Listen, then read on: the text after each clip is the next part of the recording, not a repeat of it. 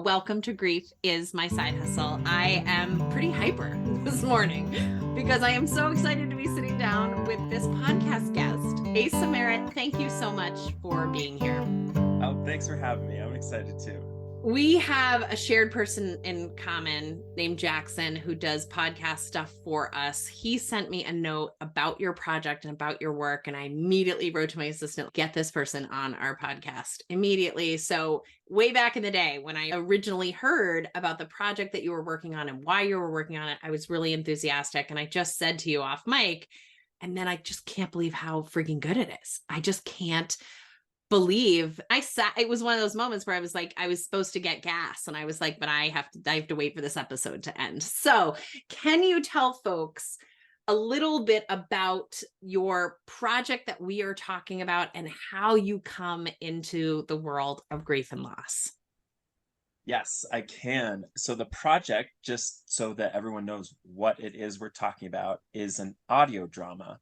So it feels like a TV miniseries. There's 12 episodes, and it's not a reader. It's not an audiobook. It's a full cast. So we hired 8 actors to read these various parts. Great actors. We're so lucky. The lead actor is Stephanie Hsu. You might know her from Everything Everywhere All at Once. Yes, we do know her. She was incredible, and that was just to have her believe in this was a huge vote of confidence for the project. So anyways, that's what it is. So you can go listen to this thing on Audible. That's how you find it.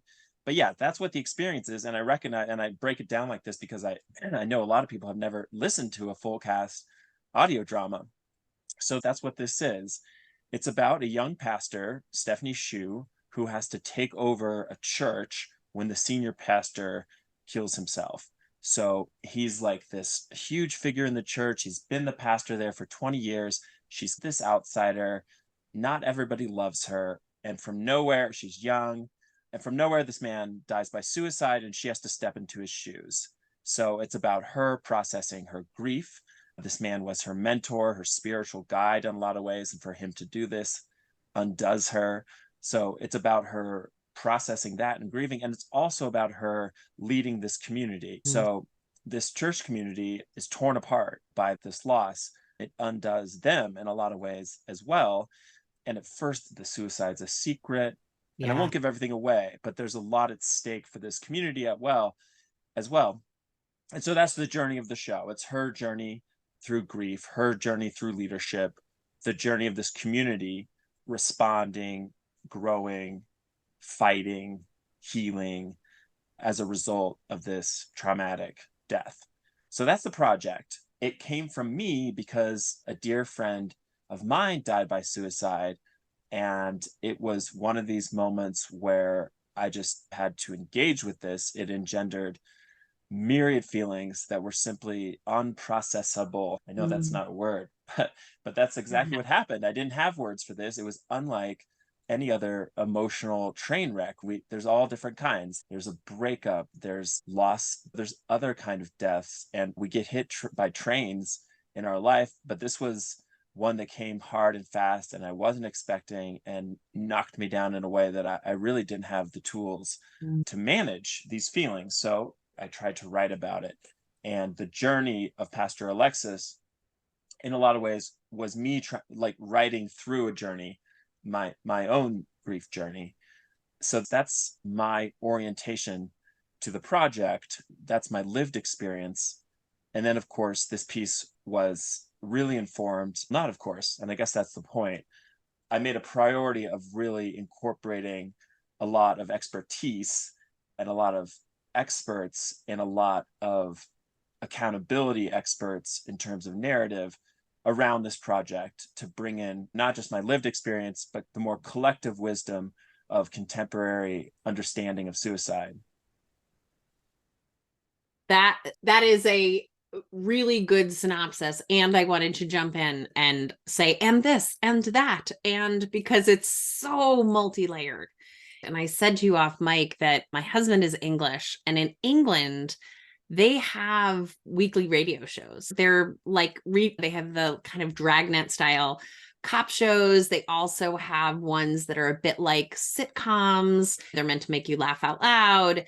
And we don't have that genre here anymore, right? It's a little bit old fashioned.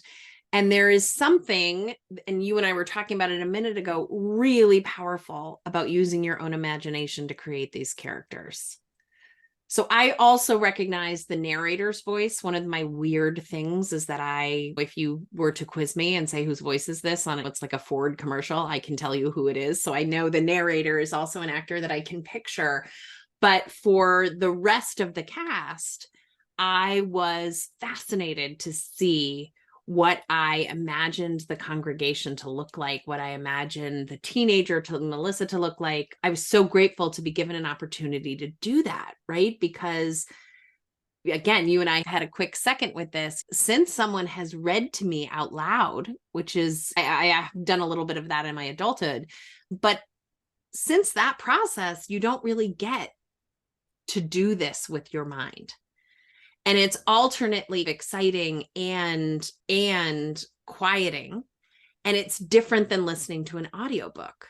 I want to know a little bit about that modality and how you were drawn to that. I know it's partly your expertise, but I think it's really unique and distinct. Yeah, I've thought so much about this, and it gets heady, right? Where it's like when we read a novel, we're exclusively using our literary imagination, right? Yeah. We're seeing words and we're generating images in our mind's eye from specks of ink on a piece of paper. And then at the other end of the spectrum, we have what I've, in my own musings on, this is no official term, like what I've thought of as our kind of cinematic imagination, which is more visceral, it's more spatial, it's like a little bit more of the sort of material world, and it doesn't solely exist in our brain. And I think that audio drama sits between them with all the tools of post-production, of design. And of course, these English audio dramas have been doing it for 90 years, or whenever those radio plays start coming on the scene. There's been Foley, there has been the kind of SFX and music. And today with contemporary software, like the sort of possibility for creating sonic texture is super rich. And so those elements do give us this cinematic kind of experience, but there's a real kind of exploration that's happening in the audio drama space right now, where a lot of people, in my view, are trying to emulate a cinematic experience through audio drama, right? Very high-tech mics are being used. People recommend that you listen on binaural headphones, which like really creates a sense of distance and direction. It feels like you're in the room with the people. Yeah. Which is all very cool. In my mind, however, the form functions better when it leans in the direction of accessing your literary imagination rather than being in the room. If you have a couple who's fighting, rather than sitting there right between them, and I think you have more empathy for them if you're actually on the side of the room watching and listening to them and seeing and experiencing this couple in pain.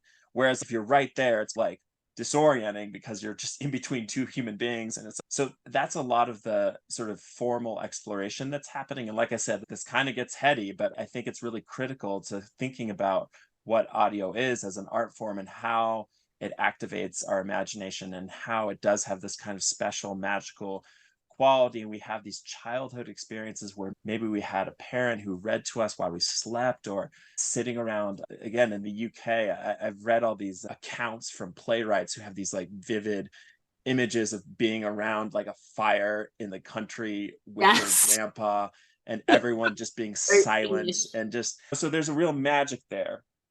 But yeah, anyway, the point is it's acting on our imagination in different ways, right? And sound works in different ways. Hearing words, hearing senses activates some things, hearing Foley, hearing sound effects.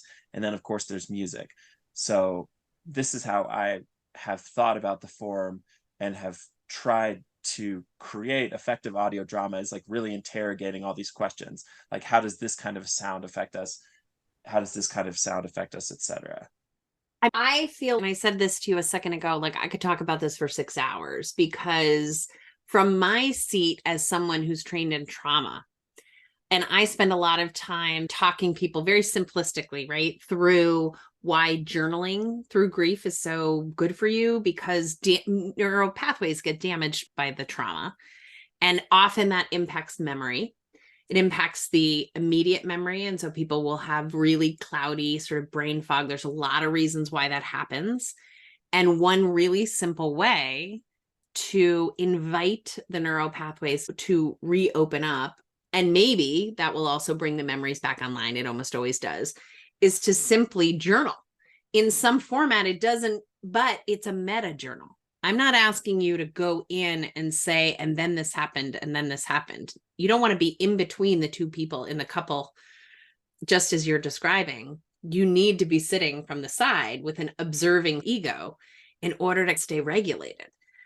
So I'm really obsessed with this idea that people have their instinctive ways, right? And those instincts about grieving and how to process their grief are often laid inside their instincts about how to live a good, interesting life. So people who say to me, I picked up my violin, in order to grieve, I spent hours with the violin. Often music is a part of their life, and they maybe weren't using their violin, or maybe they are a professional violin player. And so writing a piece made sense. It's just fascinating to hear that you already had this intellectual understanding of the modality. And then, as I'm hoping everyone who's listening to this is rushing to Audible to listen to it right now, you see what you describe is the overlay of your personal experience. And I think the expertise, like I'm really interested to hear about how you created the characters. I'm really interested to know, because I don't think we said the name of it, actually. I don't think we said it's called Six Sermons. Six sermons. Yeah. I want there to be another one. Six Sermons, that I'm really interested in the religious background of it. I'm really interested in that because, again, in grief work, damage around people's spiritual sense of themselves or their spiritual practice is pretty common. So I asked about 9 questions, which I'm prone to do. Any thread you want to pull on, I want you to. Love that. And thank you for sharing all that. That's informative, what you just described about the damage to neural pathways, reconstructing them. I so want to learn more about that. So thank you for introducing that. Yeah, per the religion piece, that initially was also a formal decision. Yes, as you said, the show's called Six Sermons. There are 6 sermons in this piece. They are not boring sermons. No, they aren't. These are all dramatic events. People are things are happening. Physically restrained in one of them, just to give people an idea. Exactly. If you were in these churches, you would feel things. You would feel uncomfortable. You feel like you got your collection plate money's worth. Exactly. You got your ticket. Yeah. The whole direction of church started because I did a gig for a seminary. It was a gig, an audio producing gig where I was listening to all these sermons and pulling excerpts from them and making a highlight reel of this workshop that the seminary hosted about sermons. And so it was incredible because I was like, oh my God, this is such amazing audio. This would make such amazing audio. So that was one of the first inklings of what brought me into the world of the church. And then engaging in a deep way with elements of Christianity just afforded immense opportunities to engage with these existential questions. Religion is existential. And my experience of losing my friend was existential. It was just like, if he could do this, someone I respected so much, maybe there's something to it. It really became viable, plausible, attractive. And of course, that is at odds with so much of our life affirming experience and all the collective love and the sort of breadth of the project of our life and all the positivity there. But this really challenged that in a really profound way. Yeah. And in an existential way. It was like, okay, cool. The Bible, where I went to school, we had to read the Bible. It went to Columbia, a secular school, but the Bible was part of the curriculum, and I was very much treating the Bible like literature, digging in to these texts to be like, okay, what is really being said here? This is kind of wild. This is this interpretation.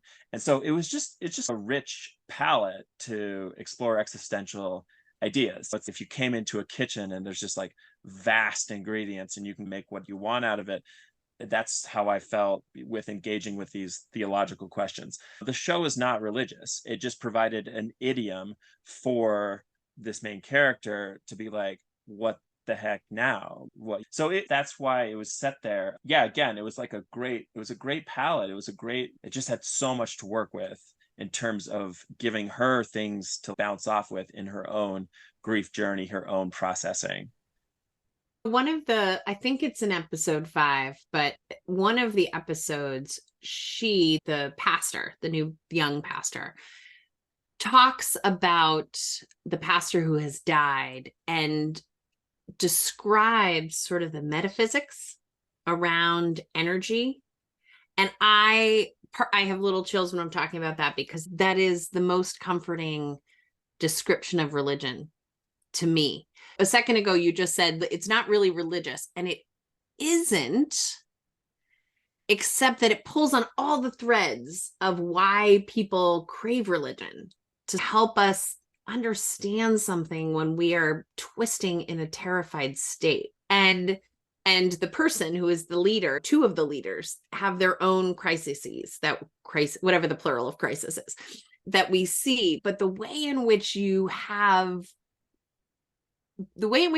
each character say what they say feels to me so brilliant. There is a teenager who is wise beyond her years. The way in which she talks to her best friend is in kid language and so wise and grown up and filled with so much wisdom. But the concept of we want to mourn in community, we want to be healed and held in community, is something I think people move towards religious organizations for. And even though it's not religious, you're offering us both the best and the hardest parts of what religion does. It's just brilliant. It's just so well done. It's like watching pairs figure skating or something, where you're like, how are you? And there's this narrator, which really does feel it's a wonderful life kind of feeling to the narrator, which is, I'm imagining, maybe is intentional. But also, you're never left feeling all of the existential dread, right? There is soothing in the modality of being told the story, right? So what I want to know about is, were you working out one of your own, like, how do I hold the story of my friend who took his own life? I love that question. Yeah. And I love what you just said about we're in the existential dread, but it's still, I guess it's just for me, like just naming the feelings is healing, right? Yeah. It's like, I'm sitting here telling you that I was like, oh, wow, maybe I should kill myself. Yeah. Maybe I should really consider this, which is about the darkest thing you can say. Yeah. But I just think that by naming feelings, all of a sudden we're being human. That's where we can meet people. That's where people can meet us. And that's this process of, it's when we try to take these things on alone, it's when we don't say what we consider an unthinkable thought. And I'm sure you know this all too well. There's so much like grief around guilt, or like just my dad keeps telling me how he's gonna die all the time, and I'm just like, Dad, you're just not dying, so just cut the crap, you know what I mean? And then I found myself thinking this like terrible thought where I was like, spending and he's always telling me what he's leaving me, right? He's always telling me, sure, it's his way.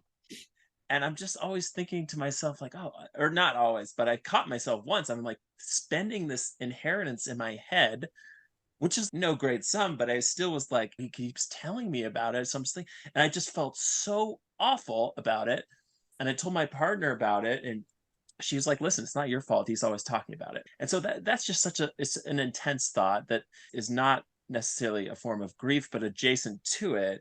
And it's just, I think that for me, like just naming these intense thoughts, putting it in her, and that's the beauty of fiction, is that we can mediate a little bit there, like putting in her mouth these feelings that I was having, just naming them even if they were awful, even if they were dark, was essential to what was ultimately an incredible light thing, which was like a healing process. And I know for myself that I think, like, to the extent that I could have healed from this, I have.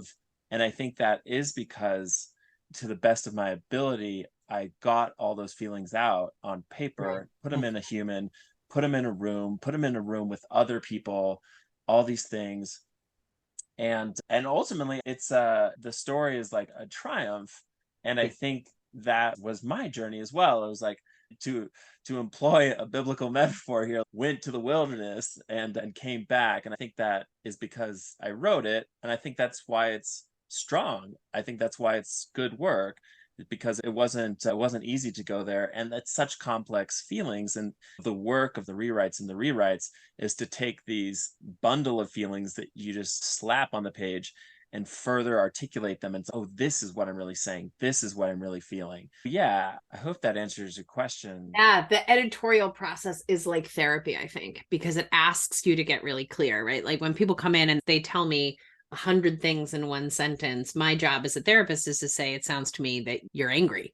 I'm just culling it down to what is the part that what needs out, what needs to come through, what do we need to spend our time on, what's waving its hand at us. And there's going to be a lot of other words about it. And I think I love the editorial process for that. I love having to get very specific because it is a way of knowing yourself and your own process. So you wrote during grief, I wrote during grief. And I think for people who want to understand themselves better, and language can give them that is amazing.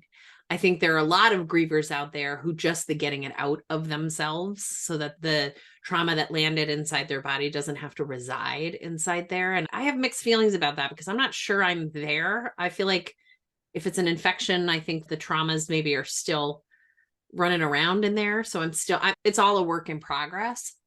I want to ask about the concept of suicide and like specifically, because I think that has a kind homicide, also overdose, disenfranchised loss that it's like an IED, like people don't want to touch it. They don't know how to approach it.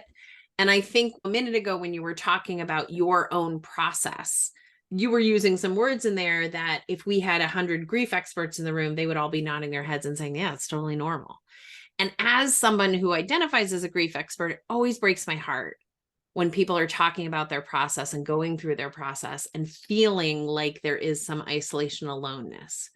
When someone who is pivotal to your understanding of the world dies, you thinking of also dying and maybe making that happen is actually pretty normal. It's a pretty normal, right? It's like talking to a kid who's, I don't know if I like boys or girls. And you're like, you're 11, that's pretty normal. But you'll get more information inside your system. Like my kids, I call them your growing chemicals are going to point you in a direction and then head in that direction. See if that works. If not, head in a different direction. But grief is a lot like that, I think. And unfortunately, the field has not figured out how to break through in pop culture the way that like people that hold their breath when they have the hiccups. Like we haven't given people enough tools to say, just say out loud, I'm having suicidal thoughts. They don't have to be dark and dangerous. Many of the pieces that I wrote in my book, one very specifically that I wrote about feeling exhilarated when I learned that my mother died. That multiple times in my life, I have had a sensation, and it's a little bit happening now in my body, that I can only describe as like thrilling or almost joy when something unbelievably horrific has happened. And the first time I had that experience, I was really little, and I carried the shame of what kind of a person. And then when I was in my mid-30s, I met a neuroscientist that was like, oh yeah, let me tell you why that happens. Adrenaline surges through your body. It's a protective measure. It's actually trying to protect you from formulating memories of this horrific moment. It's trying to save your life, and it happens to a lot of people. And I sat with a client one time, and he was sobbing, telling me a story about his brother's death. And I was like, oh my God, I know exactly what this man is about to tell me. He's about to tell me that he thinks he was happy.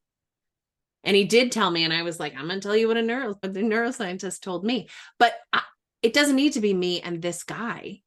We could just tell everybody, so that all the people who hear these things are then like, yeah, actually, that doesn't mean, it might mean something about me. I'll know that if it stays, right? If the suicidality grows and if it stays, then it means something about me. And boy, I need to tell some people. But the fact of it may in fact just be totally fucking normal.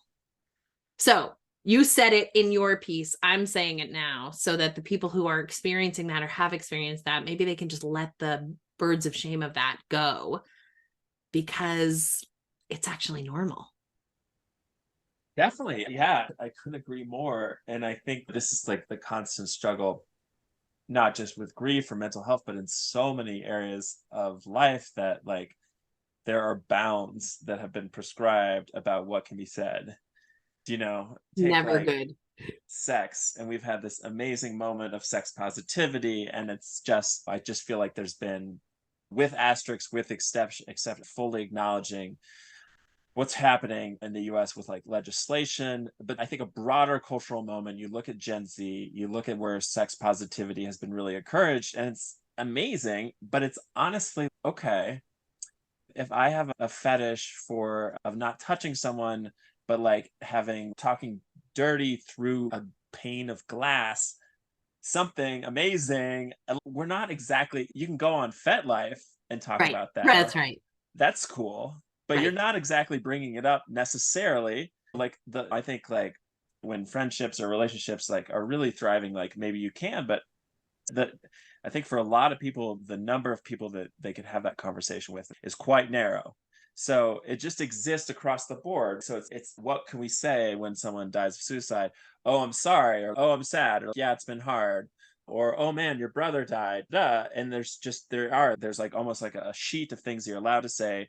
It's almost like a code: green, yellow, and red. That's Okay, right. I could say something that's in the direction of, in a lot of ways, it was a relief. It was coming, and it's clear. Maybe that's in the yellow territory, but the red territory is, thank God he finally died. I can move on with my life. I'm so happy for your client. And it's just, Yeah.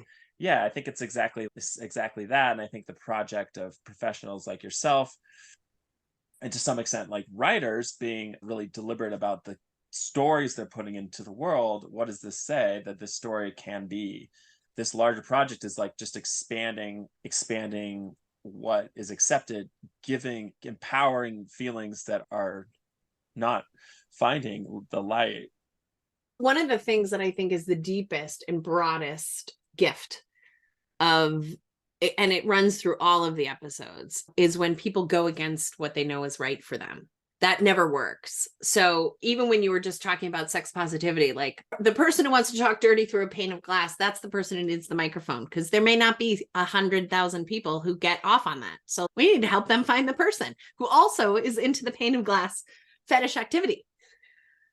We have this way of closing down these conversations into these tight balls that really doesn't serve anyone. It doesn't work. And so what I think again, I don't want to give away the series, but I think what is the declining mental health of one character who absolutely knows that the hard needs to be spoken about. And you feel it. It's a little bit, I don't know if you've seen Dear Evan Hansen, but like in the very beginning of the setup, you're like, oh, this is not going to go well. Like at the moment that it's being decided that we can't tell the truth here, that it's going to have real ramifications. And what I would say about the world of grief and loss, and grief and loss being, grief is the energy in reaction to whatever the loss is. And the loss for a lot of people is not being able to be themselves, not being able to tell the truth, not being able to live their internal reality out externally.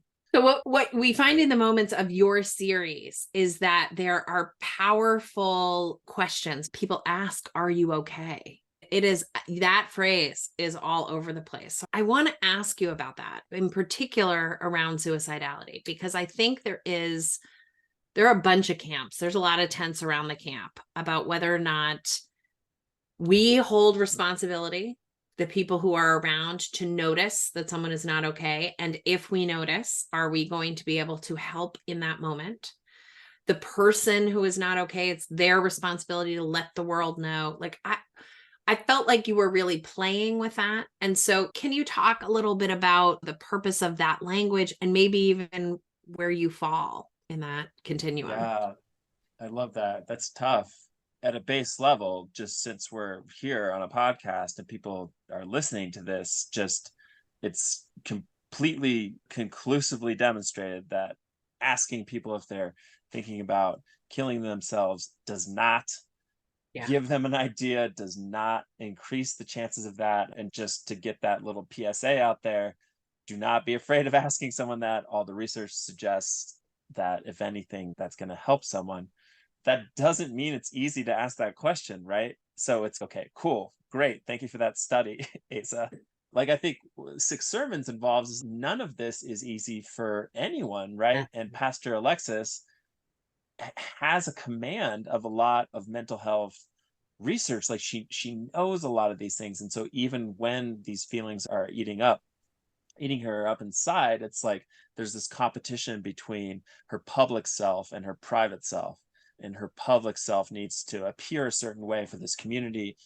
Meanwhile, this private self is not finding articulation. She's alone in this grief, and it does eat her up. And I think that is part of that this question too, right? Is it's okay to talk about your grief too, right? So the sort of the most direct relevant question to suicide is like someone who's suicidal or at risk for suicide is to ask them. But I think also what this project tries to explore as well is what about the person who's grieving suicide, right? Let's say you have a friend in your life who lost a good friend and you didn't know that friend and your friend's suffering.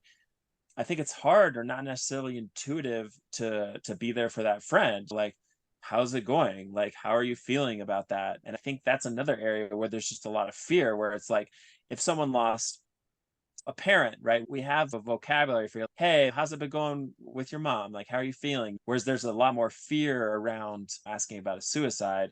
And personally, I'm just a huge advocate for messiness. Yeah, me too. Like, messy communication is better than none. You might overstep, you might say something wrong, but like in cracking the seal, it's there's going to be growth. And I think what we see, this is a lot of the drama of Six Sermons, is people are like trying to reckon this, trying to find the words to ask other people about this, trying to find the words to grieve about this, and are failing, right? But like the sort of underlying sentiment of this project is like, hey, it's okay to have these messy questions, to make these mistakes. By and large, these characters like ultimately are like people we really root for Yeah, and God, we do. come to love. And so even though they might be screwing it up, Pastor Alexis definitely does throughout the project, Sure as you'll does. hear, Yeah. we're still rooting for her. And I think it's okay to communicate, and like the priority is to communicate.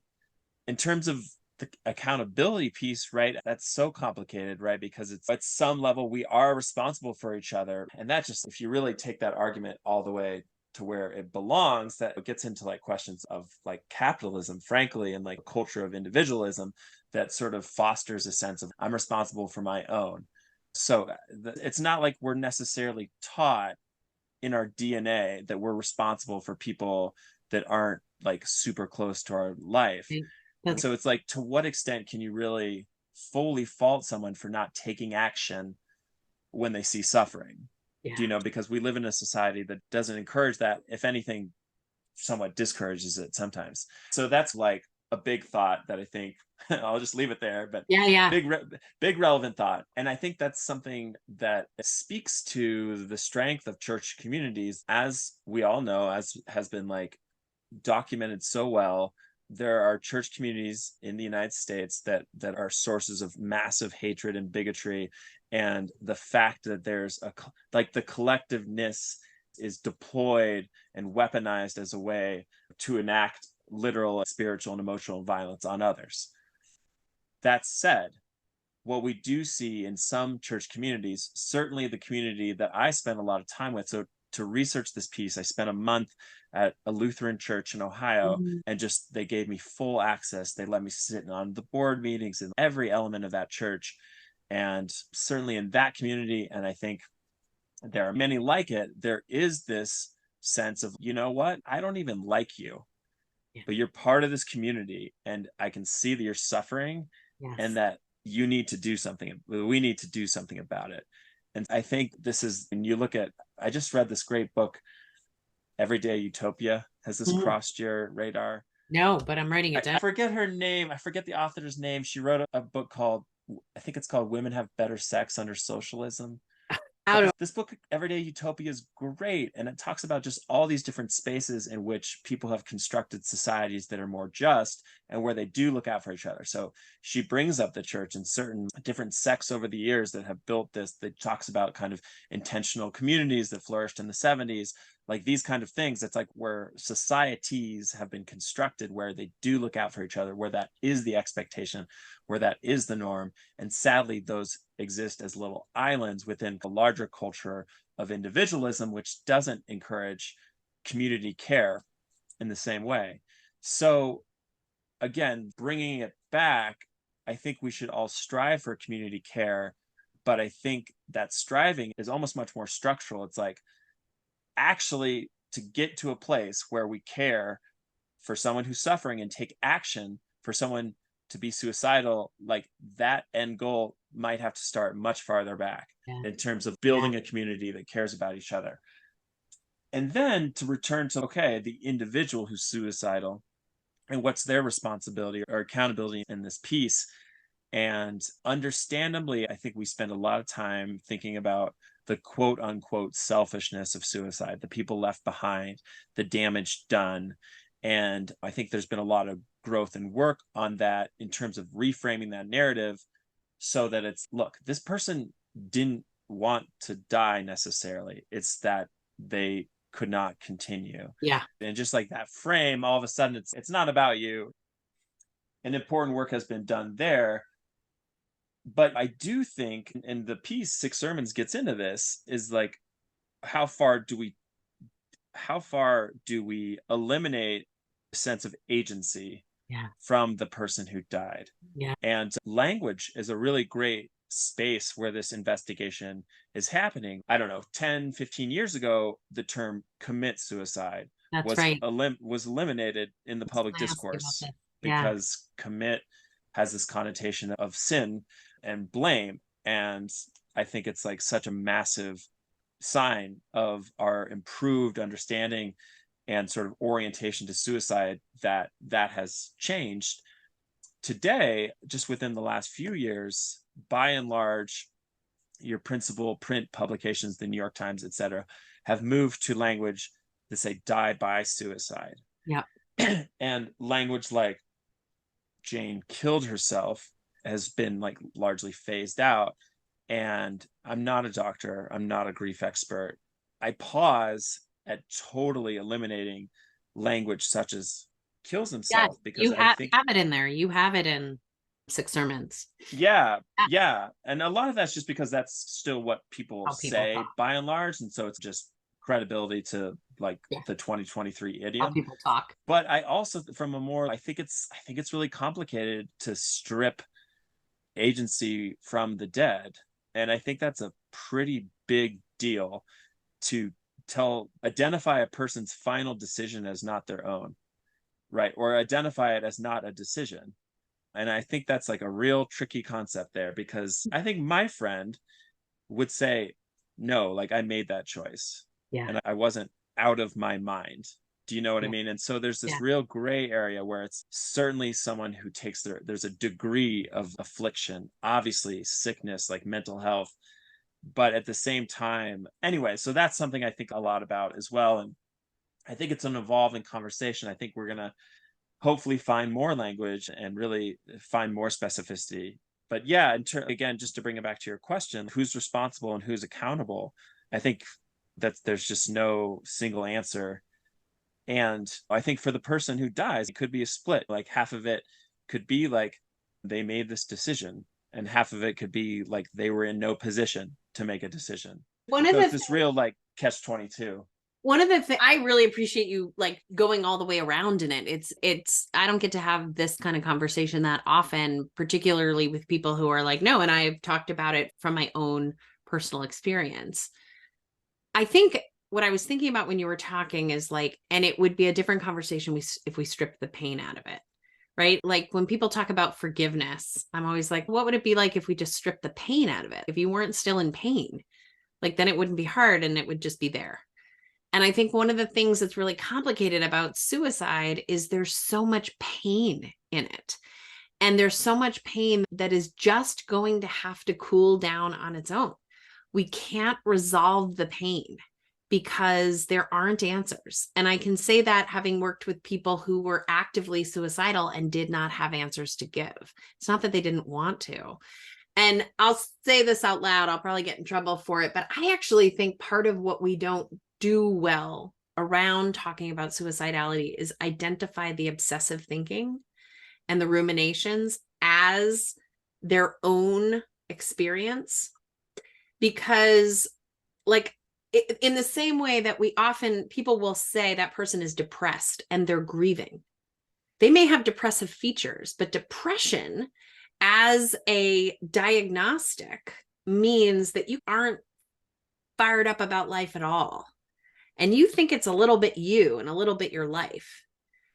And so you're not eating, you're not sleeping, you don't want to go to work, you don't want to have sex, all the stuff. With grief, you have all those symptoms, but it's because your person died. And so they are distinctly different in their motivations. And I think one of the things that people deeply do not understand is why anyone would decide to take their own life. But as someone who experienced relentless ruminations, I can understand it.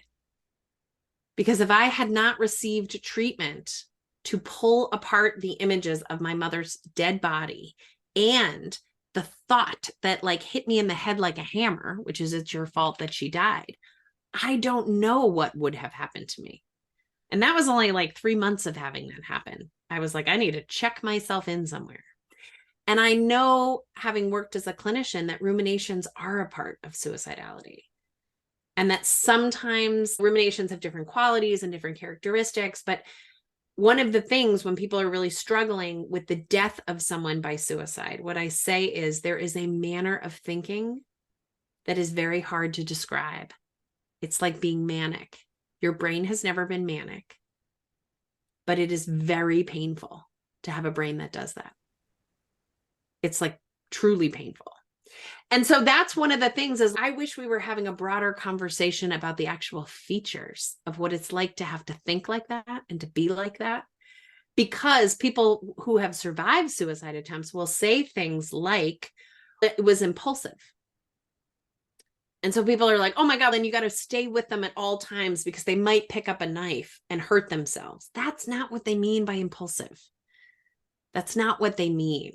And so again, it's if we could put a bow around what we're talking about today is we are only better for the more understanding, right? There's the box of 12 crayons, and then there's the box of 124 crayons. The more colors, the better we get at being able to see the depth of the forest. And I think that Six Sermons, because you invite us in to this, it's calamity and tragedy, through flawed characters, but multiple voices, you actually give us a lot of what is hard to otherwise get. That's high praise for me. That it feels so affirming to hear that. I appreciate that. And yeah, I couldn't agree more. And I think to the kind of earlier point about the bounds in terms of what we're able to say and not, I feel like conversation around mental health is similarly bounded. I have bipolar disorder. I have bipolar 1. I was diagnosed with this in 2005, maybe. Yeah. And I just remember that my diagnosis was pretty easy because I went off the grid and thought I was a prophet and there was true psychotic breaks. And so like bipolar 1 is like pretty recognizable and it's okay, this is bipolar 1. But I remember learning about it and reading about it and educating myself on this like condition. And I was like, they only had at the time, it's evolved, but there were like 3 different ways that one could be bipolar. It was like bipolar 1, and then it was like bipolar 2, which like frankly was just like less intense adjectives. And then there was like cycling mania, which had a little bit of specificity, but it's just, we're talking like 3 crayons. That's right. You know, That's it's like, exactly 3 crayons. how far can we get with the primary colors? Not as far as we need to adequately care for people. And so I think that is an obstacle to some extent, is this like the sort of attitude. And yeah, again, I feel like I could get in trouble here, but I think there's like an instinct or inclination or kind of underlying philosophy that contemporary psychiatry has a handle on it. Yeah. And there's just like a level of like sort of confidence, which I understand. It's like we need to have confidence in our medical community. Like that needs to be a pillar of like credibility and trust. But it would be great if there was like also just a sentence in the DSM or whatever. Maybe there is. That's just, by the way, we also don't know very much. Yeah. And we're really trying to get to 12 colors. We're working on it as hard as we can. And the dream is to get to 64. We know that y'all are suffering, and we know that like you might not fit in one of these 3 categories. And maybe it does say something like that, but I'm sure it's not foregrounded. And it's like not how we rely on the book, for sure. I mean, people we crave answers and we crave codes. And I'm sure there's some diagnostics in there about what pathological grieving looks like that makes grievers insane. We could bear arms over the fact that's in the book. But I will tell you, as someone who's been a trauma therapist for 20 years, that most of the way that I learn is in conversation with colleagues. Right? It's either informal training where people are like, this is what they tell us, but this is what our experience is. I'm always a little tiptoeing when I'm like, I think we should be talking about ruminations when we're talking about suicidality. But I also am like, that's really what I think. That's really what I think. And so if I don't say it out loud, who's going to say it out loud? But when I look back at how I was trained and seen as an expert and treated people, and now where I am 20 years later, it is all watercolor painting. It is all, it's not perfect lines here. We're trying not to ruin the white canvas. We're trying to put a picture here that makes sense so that people can get treatment. And I do think there are people who do phenomenal jobs, but it is not the same as taking a cell out of you, putting it under a microscope and saying, yep, that's cancer for sure. Instead, what we're saying is, okay, we have a lot of qualitative data that this is what this is, and this is how we treat it. But also sometimes we use this other medicine that's for something else.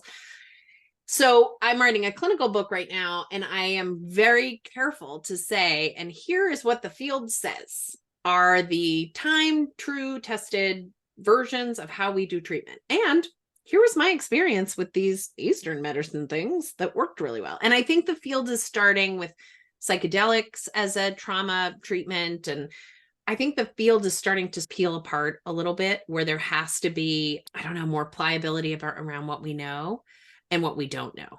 And it is so imperative that people who have personal experience, people often say to me, well, you're a grief expert. And I'm like, you're a grief expert too. I just have read more books. Like I just have a broader, like I'm up on a higher floor and I could see more of the city, but you are a grief expert also. And I always learn from people. And then I put it in my memory box so that when someone else needs that person's experience, I can say, I talked to somebody once, they said what you're feeling. So I think it's probably normal, or at least there's 2 of you. And that, it's the Shakespeare, like it will out. You have that line. It has to. We have to be the people who are the conduits of that. And I got to let you go. I could talk to you forever. I really was just so stunned at how beautiful this piece is, the uniqueness of it.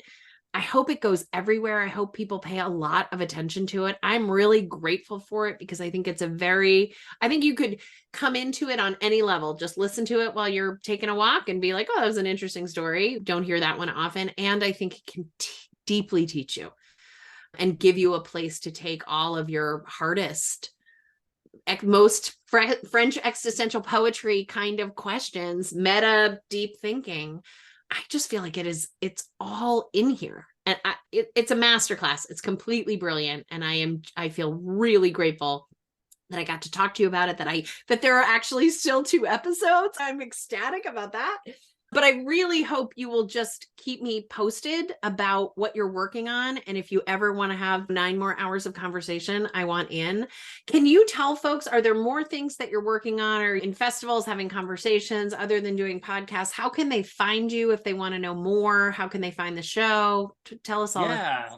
So finding the show is what's most important in this moment. Just our best chance of getting a film or TV adaptation to get this story to a much wider audience is for people to find, rate, and review the show today. Because so you go to Audible. If you don't have Audible, you can get a free trial. It's really straightforward. And it's called Six Sermons. And yeah, this is the moment, these early weeks where they decide whether or not, oh, we've got something here, so let's throw some more money into the marketing. And just the entertainment industry is so fickle. So it's like a push now very well could be the difference between whether there's an adaptation, and like an adaptation could save people's lives. So that's a big deal. Help us out, people. Go listen. If you haven't listened already. Rate, review, tell a friend. Yeah, my name is Asa Merritt, ASA, and Merritt with 2 R's and 2 T's. Like, I'm on the internet. You can find me on Instagram. And then we'll link everything in the show notes. Yeah, too. link everything in the show. Make it easy for y'all. Exactly. And then First Rodeo is the production company, which I'm a part of behind the project.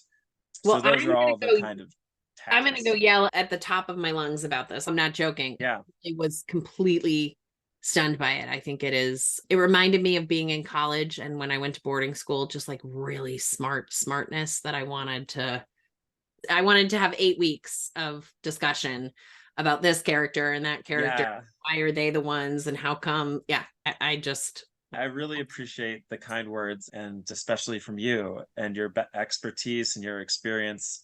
The fact that it resonated really means a lot to me. It's totally great. So just keep my number. If you need anything, call us. Thank you so much for this hour. It really was. I love doing this podcast, but there are some episodes where I wake up in the morning and I'm like, this is going to make my day. And this did in fact make my day. So thank you, Asa. It was so nice meeting you. And and let's stay connected. Good luck with everything. I'm going to be crossing my fingers that I see this starring your voice actors, because some of them are really amazing stage actors too. Yeah. Take care. Thanks for this whole project. And I hope we hear more from you very soon. Okay. Thank you. Take care. Bye-bye.